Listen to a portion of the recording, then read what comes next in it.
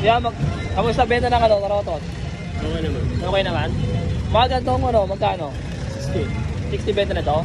60. Yung mga ganitong maliliit ko yan? 20. Kano? 20, okay.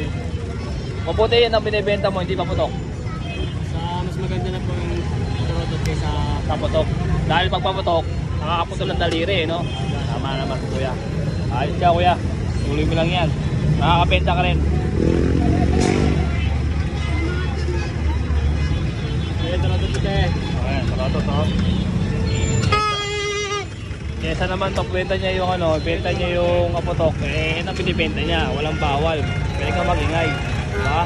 Yung ganyang kalaki, 60. Yung maliliit, 20, 30, 50. Ayan, oh. Kaya kayo, huwag na yung magpakaputok, kaya lang yung gawin nyo mag-ingay.